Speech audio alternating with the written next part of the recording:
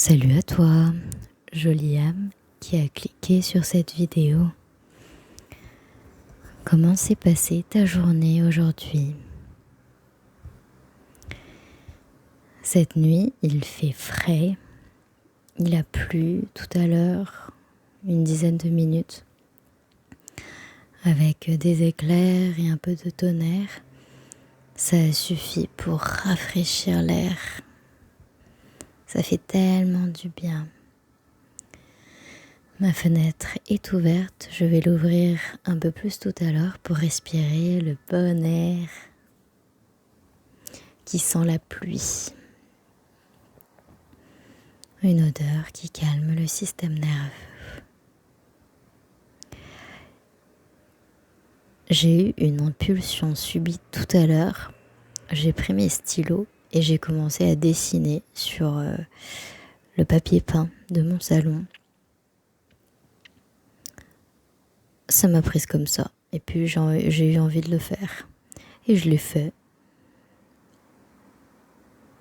La créativité est un cadeau incroyable qu'on se fait pour soi-même, à soi-même. C'est une manière d'exprimer ce qu'on ressent sur le moment, ce qui nous vient sur le moment, comme un témoignage dans certains moments dans notre vie. C'est assez joli, je trouve, comme symbolique. J'ai eu l'impression de revenir à l'enfance. Ça m'a rendue vraiment heureuse de faire cette petite chose subite. Les choses imprévues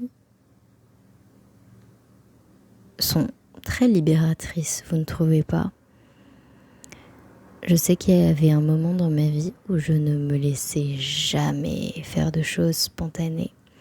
Tout était réglé comme sur une horloge. Chaque activité, chaque moment de la journée.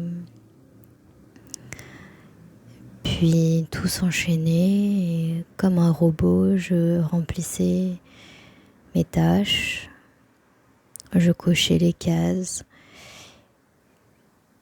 Et le lendemain, rebelote.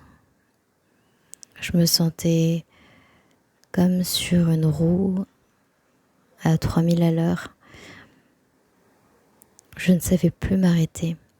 Les freins, inutilisés depuis trop longtemps. J'étais épuisée constamment, j'étais dérégulée.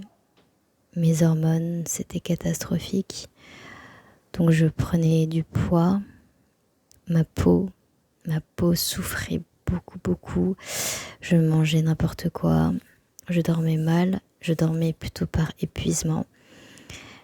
Et j'étais dans des émotions très négatives et basses. Ça touchait tous les aspects de ma vie. Jusqu'au moment où mon corps a lâché. Donc j'ai eu un blocage dans le dos qui a duré presque 1 ou 2 mois avant que je m'arrête totalement de travailler, de sortir de chez moi, d'être fonctionnelle comme un être humain normal. Donc j'ai tenu avec la douleur. C'était comme un énorme blocage et ça me faisait mal. Donc le quotidien était difficile. Donc j'ai dû me mettre en arrêt. À la base, c'était prévu pour 1 mois. Ça a duré 1 an. Et a commencé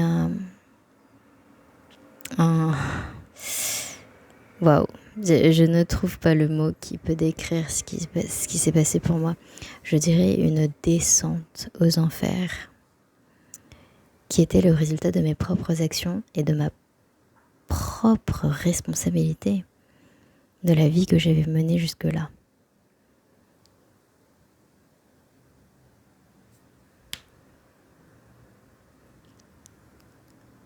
Émotionnellement, donc tout m'étranglait. Mon corps était KO, comme je vous le disais, je ne pouvais pas quitter le lit.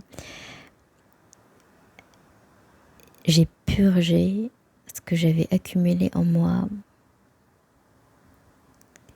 toute ma vie. J'ai été malade, je me suis totalement isolée, coupée du monde. Mes jours et mes nuits étaient décalés. Donc si je n'étais pas littéralement en train de pleurer mon âme à en mourir, je regardais des séries sans m'arrêter une seconde. Parce que c'était effroyable de rester une seconde avec moi-même, en silence. C'était insupportable. Je me souviens que oui, mon rythme était décalé, donc il n'y avait plus de nuit et plus de jour. Toute la nuit, je regardais des séries et la journée, comme j'étais épuisée, j'étais achevée en fait. Je respire en racontant ça parce que c'était des moments très difficiles.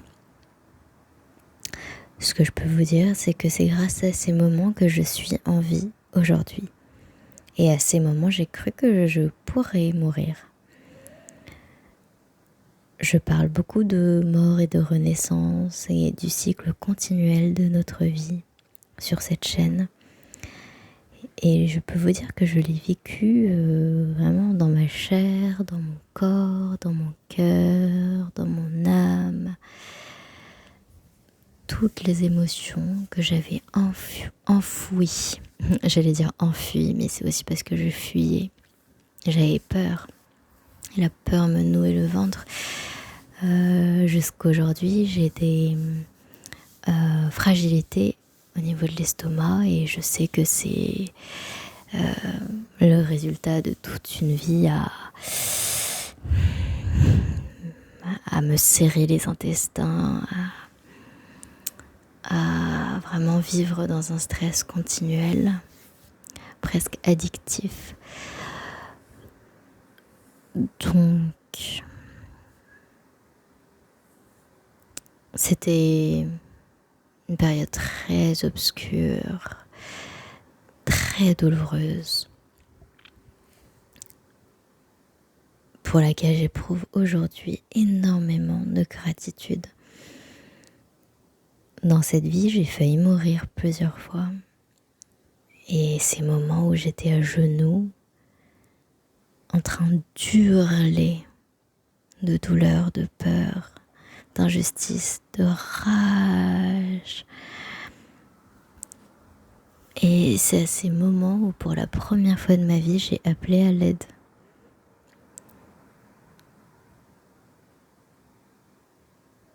Comme si je m'abandonnais à autre chose parce que la version de moi ne pouvait plus vivre. Les périodes de mort et de renaissance sont très difficiles, mais elles sont nécessaires, elles font partie du chemin. Ce que je vous raconte, c'était il y a 4 ans maintenant. Donc c'était ma première mise à l'épreuve, la plus dure parce que la première est la plus violente. Et depuis, il y a eu d'autres périodes d'élévation. Mais voilà, hein, vous avez compris que élévation, ça passe par descente. Et donc la plus récente, c'était le deuil dont je vous parle maintenant depuis plusieurs semaines. Le deuil de mon couple en avril, donc il y a plus de 3 mois maintenant. Et donc avec ça, une version de moi aussi qui est morte. Donc un deuil de moi-même aussi. Et qui dit deuil dit renaissance. Donc je prends le temps et je vous remercie de m'accompagner sur ce chemin. Ça me fait beaucoup de bien de partager ce que je vis, cette période particulière. Et puis je sais que ceux qui doivent m'entendre, m'écouter, ceux qui doivent avoir du soutien l'auront par mes mots. Et c'est un vrai bonheur que ça se concrétise. Alors merci à vous d'être là. Je vous dis à très vite pour un autre moment de reconnexion à soi. Prenez soin de vous profitez de la fraîcheur et à très bientôt. Au revoir.